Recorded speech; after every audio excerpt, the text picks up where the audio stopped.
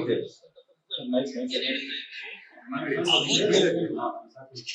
ಇದನ್ನ ತರಬೇಕು ಅಂತ ಹೊರಟಿದ್ದ ಕಾರಣ ನಮ್ಮ ಮತ್ತೊಬ್ಬ ರೈತರು ಯಾಕೆ ನಮ್ಮ ರೈತರ ಭೂಮಿನೇ ಬೇಕು, ನೀವು ಸರ್ಕಾರದ ಭೂಮಿ ಮಾಡಬಾರ್ದು ಅನ್ನತಕ್ಕಂಥದ್ದನ್ನ ಏನ್ ಹೇಳ್ತಾ ಇದ್ರು.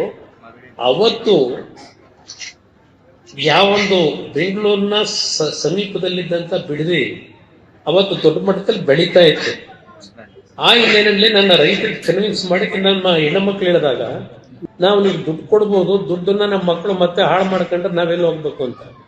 ನಾನು ಆ ಒಂದು ಹಿನ್ನೆಲೆಯಲ್ಲಿ ರೈತರಿಗೆ ಯಾವ ಒಂದು ಡೆವಲಪ್ಮೆಂಟ್ ಆದಮೇಲೆ 40% ಜಮೀನನ್ನ ರೈತರಿಗೆ ಬಿಟ್ಟುಕೊಡ್ಬೇಕು ಡೆವಲಪ್ಮೆಂಟ್ ಜಾಗದಲ್ಲಿ ಅಂತಕ್ಕಂಥ ಒಂದು ತೀರ್ಮಾನವನ್ನು ಸಹ ಮಾಡಿದೆ.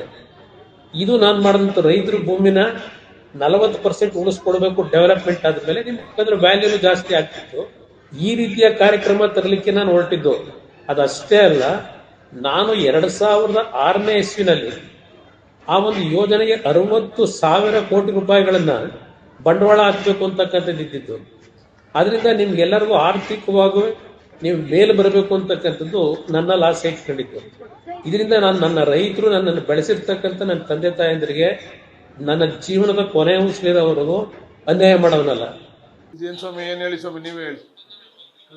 ಈಗ ತೋರಿಸಿದ್ದೀವಿ ವಿಡಿಯೋನ ಜನಗಳಿಗೆ, ಸಾರ್ವಜನಿಕರಿಗೆ. ಇದಕ್ಕೆ ಜನನೇ ಸಾರ್ವಜನಿಕರೇ ಉತ್ತರ ಕೊಡ್ಬೇಕು. ಅವ್ರು ಹೋರಾಟ ಮಾಡಬೇಕಾ, ಕುಮಾರಸ್ವಾಮಿಗೆ ಹೋರಾಟ ಮಾಡ್ಲಿಕ್ಕೆ ಹಕ್ಕಿದೆಯಾ ಇಲ್ವಾ ಅಂತ ಮಾಡಲಿ. ಕೋಸಂಬ ರಾಜಕಾರಣ ಮಾಡಬಾರ್ದು. ಪ್ರಾಮಾಣಿಕವಾಗಿ ಒಂದು ನಿಲುವಿರಬೇಕು. ಒಬ್ಬ ವ್ಯಕ್ತಿಗೆ ಒಂದು ನಿಲುವಿರಬೇಕು. ಅವನಿಗೆ ಹೆಸರು ಬಂದ್ಬಿಡ್ತದೆ ಅಂತ ಒಂದು ನಿಲುವು, ನನಗೆ ಹೆಸರು ಬರಲಿ ಅಂತ ಒಂದು ನಿಲುವು ಇರಬಾರ್ದು.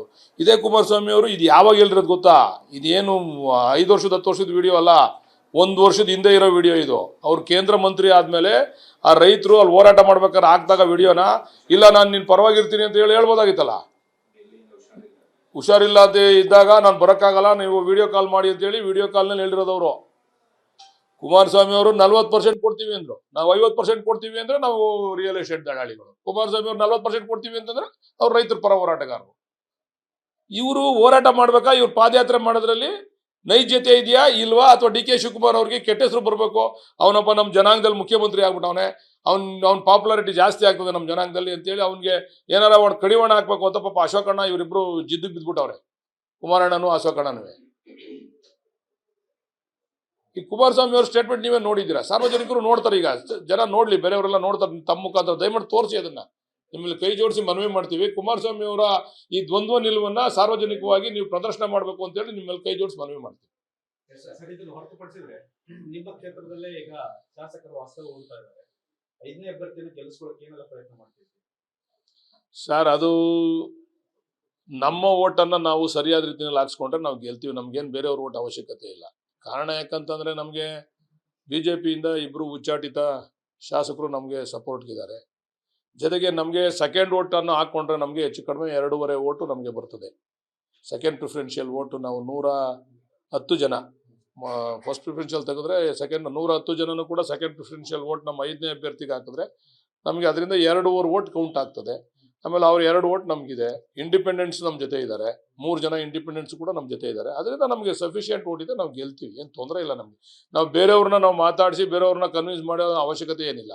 ನಮ್ಮ ಓಟ್ನ ನಾವು ಬಿಗಿ ಮಾಡ್ಕೊಳ್ಳೋಕ್ಕೋಸ್ಕರನೇ ನಾವು ಅಲ್ಲಿ ಇದರಲ್ಲಿ ನಮ್ಮ ಬಿಡದಿನಲ್ಲಿ ರೆಸಾರ್ಟ್ನಲ್ಲಿ ನಾವೆಲ್ಲರೂ ಕೂಡ ಕರೆದಿರ್ತಕ್ಕಂಥದ್ದು.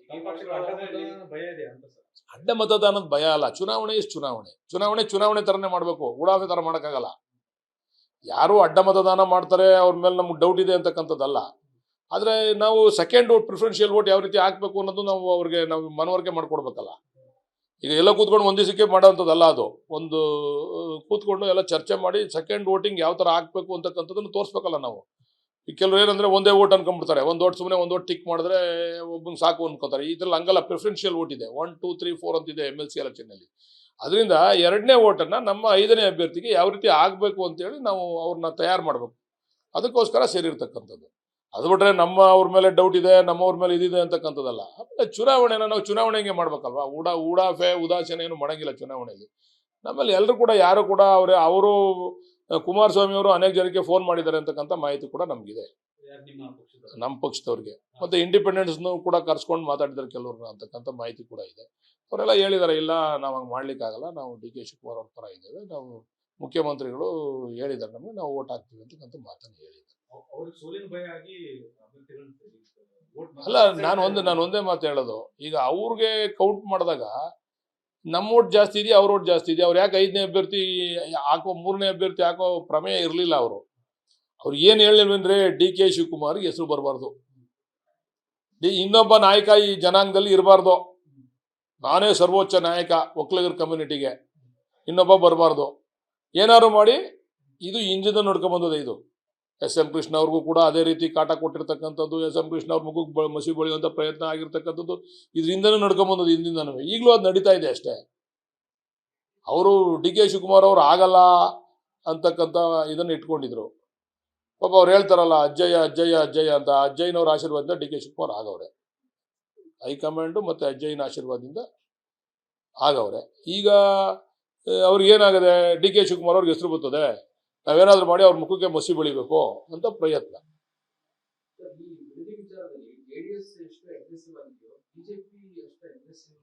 ಒಡಕಿದೆಯಾ ಅಂತ ಎರಡು ಪಾರ್ಟಿ ನಡುವೆ ಅದು ನೀವು ಅವ್ರವ್ರನ್ನ ಕೇಳ್ಬೇಕು. ಅಗ್ರೆಸಿವ್ನೆಸ್ ಇಲ್ಲ ರೀ, BJP ಅವ್ರಿಗೆ ಅದು ಮನವರಿಕೆ ಇದೆ, ಇದು ಕುಮಾರಸ್ವಾಮಿ ಮಾಡಿದ್ದೆ, ಕಡೆಗೆ ತಿರುಕೊಂಡು ನಮಗೆ ತಿರುಗುತ್ತದೆ, ಬೇಕೋ ಬೇಡವೋ ನಾವು ಅವ್ರ ಜೊತೆ ಅಲಯನ್ಸ್ ಆಗಿದ್ದೀವಿ, ನಾಳೆ ನೀವು ಅಸೆಂಬ್ಲಿ ಪ್ರಶ್ನೆ ಮಾಡಿದಾಗ ನಾವು ಎಲ್ಲ ಇಡ್ತೀವಿ, ಕುಮಾರಸ್ವಾಮಿ ಏನು ಮಾಡಿದ್ರು ನೋಟಿಫಿಕೇಶನ್, DLF ಯಾಕೆ ಇದು ಮಾಡಿದ್ರು ಅವೆಲ್ಲನೂ ಮುಂದೆ ಇಡ್ತೀವಲ್ಲ ನಾವು ಅಲ್ಲಿ ಅಸೆಂಬ್ಲಿನಲ್ಲಿ, ನಾವೆಲ್ಲ ಇಡ್ತೀವಿ. ಅವ್ರು ರೈಸ್ ಮಾಡಲಿ ಅಂತ ಕಾಯ್ತಾ ಇದ್ದೀವಿ ನಾವು.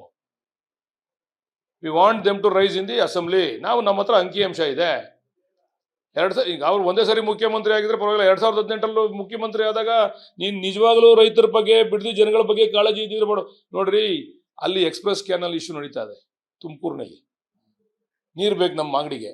ನಿಜವಾಗ್ಲೂ ಕಾಳಜಿ ಇದ್ದಿದ್ರೆ ಅಲ್ಲಿ ಹೋಗಿ ಪಾದಯಾತ್ರೆ ಮಾಡಲಿ ಕುಮಾರಸ್ವಾಮಿ. ಅಲ್ಲಿ ವಿರೋಧ ಮಾಡ್ತಾರಲ್ಲ ದಳದವರು, BJP ಅವರು. ಇದೇ ಮಂಜುನಾಥ್ ಅವರಿಂದ ಒಂದು ಸ್ಟೇಟ್ಮೆಂಟ್ ಇಲ್ಲ. ಮಾಗಡಿಯಿಂದ ಓಟ್ 25,000 ಲೀಡ್ ಕೊಟ್ಟವ್ರೆ ಜನ ಅವ್ರಿಗೆ. ಮಂಜುನಾಥ್ ಅವ್ರಿಗೆ ಕುಣಗ್ಲವ್ರು 25,000 ಲೀಡ್ ಕೊಟ್ಟವ್ರೆ. ಮಂಜುನಾಥ್ ಅವ್ರದ್ದು ಒಂದು ಸ್ಟೇಟ್ಮೆಂಟ್ ಇಲ್ಲ ಅಲ್ಲಿ. ನಡಿಯಪ್ಪ ಬನ್ರಿ ನಾವು ಹೋಗೋಣ ಮಾತಾಡೋಣ ಅಂತಕ್ಕಂಥದ್ದನ್ನ, ಅಥವಾ ಭೇಟಿ ಮಾಡಿಲ್ಲ ನೀವು ಎಕ್ಸ್ಪ್ರೆಸ್ ಕೆನಲ್ ಆಗ್ಬೇಕು ಅಂತಕ್ಕಂಥದ್ದನ್ನ, ಅದನ್ನ ಅದ್ರ ಬಗ್ಗೆ ಹೋರಾಟ ಮಾಡ್ಲಿ ಕುಮಾರಸ್ವಾಮಿ. ಅಲ್ಲಿ ಪಾದಯಾತ್ರೆ ಮಾಡ್ಲಿ. ಒಂದ್ಸರಿ ನನ್ನ ಮೇಲೆ ಪಾದಯಾತ್ರೆ ಮಾಡಿದ್ರು, ಮಂಚ ಮೇಲೆಯಿಂದ ನೀರು ಬಿಟ್ಟಿಲ್ಲ ಅಂತ ಅಂದ್ಬಿಟ್ಟು ರಾಮನಗರ ಪಾದಯಾತ್ರೆ ಮಾಡಿದ್ರು. ಅದು ಇರ್ಬೇಕು ನಿಮ್ಮ ಹತ್ರ ಎಲ್ಲ ವಿಡಿಯೋಗಳವೆ. ಈಗ ಅದನ್ನ ಮಾಡ್ಲಿ. ಅಲ್ಲಿ ಬರ್ನಿಂಗ್ ಇಶ್ಯೂ ನಮ್ಮ ತಾಲೂಕಲ್ಲಿ ನಾವು ಇವತ್ತು 2,000 ಅಡಿ ಹೋಗಿದೆ ನೀರು ಒಳಗಡೆ ಡೆಪ್ತು. ಇವತ್ತು DK ಸುರೇಶ್ ಅವರು, DK ಶಿವಕುಮಾರ್ ಅವರು ಎಕ್ಸ್ಪ್ರೆಸ್ ಕೆನಲ್ ಮಾಡಿ, ಆಮೇಲೆ ಅಲ್ಲೂ ಒಂದು ನೆನ್ನೆ ಪ್ರೆಸ್ ಮೀಟಲ್ಲಿ ಹೇಳವ್ರೆ, ಅದನ್ನ ಗ್ರೇಟರ್ ಬೆಂಗಳೂರಿಗೆ ತಗೊಂಡು ಹೋಗ್ಬೇಕು ನೀರನ್ನ ಅಂತಕ್ಕಂಥದ್ದು. ಗ್ರೇಟರ್ ಬೆಂಗಳೂರಿಗೆ ಆಗಲೇ ಕಾವೇರಿ ನೀರು ಕೊಡಬೇಕು ಅಂತ ತೀರ್ಮಾನ ಆಗಿದೆ. ಆರೋಹಳ್ಳಿಲಿ ಹೋಗ್ತಾ ಇರ್ತಕ್ಕಂಥ ಕಾವೇರಿ ನೀರನ್ನ ಗ್ರೇಟರ್ ಬೆಂಗಳೂರು ಇದು ಜಾಗಕ್ಕೆ ಕೊಡ್ತಕ್ಕಂಥದ್ದು ತೀರ್ಮಾನ ಆಗಲೇ ಅದು ತೀರ್ಮಾನ ಆಗ್ಬಿಟ್ಟೈತೆ. ಅಲ್ಲಿ ಯಾರ ಕೈಲೋ ಹೇಳ್ಸೋದು, ಗ್ರೇಟರ್ ಬೆಂಗಳೂರು ತಗೊಂಡು ಹೋಗ್ಬಿಡ್ತಾರೆ, ರಾಮನಗರಕ್ಕೆ ತಗೊಂಡು ಹೋಗ್ಬಿಡ್ತಾರೆ ಅಂತ. ರಾಮನಗರಕ್ಕಲ್ಲ, ಹಿಂದೆ ಏನು ಅಲೋಕೇಶನ್ ಆಗಿತ್ತು ಮಾಗಡಿಗೆ 0.6 TMC ಅದನ್ನ ಕೊಡಿ ಅಂತ ನಾವು ಕೇಳ್ತಾ ಇದ್ದೀವಿ. ಕುಣಿಗಲ್ಗೆ 3 TMC ಆಗಿತ್ತು, ಅದನ್ನ ಕೊಡಿ ಅಂತ. ಅದನ್ನ ನಾವು ಎಕ್ಸ್ಪ್ರೆಸ್ ಕ್ಯಾನಲ್ ಮಾಡ್ಕೊಂಡು ತಗೊಂಡೋಗ್ತೀವಿ ಅಂತಂದ್ರೆ ಅಲ್ಲಿ BJP ಅವ್ರನ್ನ ದಳದವ್ರನ್ನ ಎತ್ಕಟ್ಟಿ ಅಲ್ಲಿ ಹೋರಾಟ.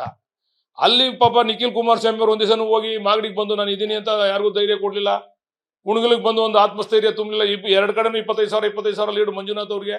ಒಂದ್ ದಿವಸ ಮಂಜುನಾಥ್ ಅವ್ರು ಬಂದು ಇಲ್ಲಪ್ಪ ನಾನು ಇದೀನಿ, ನಾನು ಒಂದು ತೀರ್ಮಾನ ಮಾಡ್ತೀನಿ ಅಂತ ಹೇಳಲಿಲ್ಲ. ಇಲ್ಲಿ DK ಶಿವಕುಮಾರ್ಗೆ ಹೆಸರು ಬಂದ್ಬಿಡ್ತದೆ ಅಂದ್ಬಿಟ್ಟು ಬಿಡದಿ ಬಂದ್ಬಿಟ್ಟವ್ರು. ಇವಾಗ ದಯಮಾಡಿ ನಿಖಿಲ್ ಕುಮಾರಸ್ವಾಮಿ ಅವ್ರಿಗೆ ಮಂಜುನಾಥ್ಗೆ ಮಾಡ್ತೀನಿ, ಇದೇ ಪಾದಯಾತ್ರೆಯನ್ನ ಮುಂದಿನ ದಿನದಲ್ಲಿ ಅಲ್ಲೂ ಮಾಡಿ, ನಿಮ್ಮ ಹಿಂದೆ ನಾವಿರ್ತೀವಿ. ನಿಮ್ಮ ನಾಯಕರುಗಳನ್ನ, ನಿಮ್ಮ ಶಾಸಕರುಗಳೆಲ್ಲ ಅವರೆಲ್ಲ ಹೋರಾಟ ಮಾಡ್ತಾರಲ್ಲ, ಅವ್ರನ್ನ ಮನವೊಲಿಸಿ ನಮ್ಮನ್ನ ಬದುಕೋದಕ್ಕೆ, ಮಾಗಡಿ ಕುಣಿಗಲ್ ಜನ ಬದುಕೋದಕ್ಕೆ, ಕುಡಿಯೋ ನೀರಿಗೋಸ್ಕರ ದಯಮಾಡಿ ಎಕ್ಸ್ಪ್ರೆಸ್ ಕ್ಯಾನಲ್ ಮಾಡೋದಕ್ಕೆ ಅವಕಾಶ ಮಾಡಿಕೊಡಿ ಅಂತ ಕುಮಾರಸ್ವಾಮಿ ಅವರಲ್ಲಿ, ಮಂಜುನಾಥ್ ಅವರಲ್ಲಿ, ನಿಖಿಲ್ ಕುಮಾರಸ್ವಾಮಿ ಅವರಲ್ಲಿ ಅವರ ಪಾದಗಳಿಗೆ ನಮಸ್ಕಾರ ಮಾಡಿ ಕೇಳ್ಕೊತೀವಿ.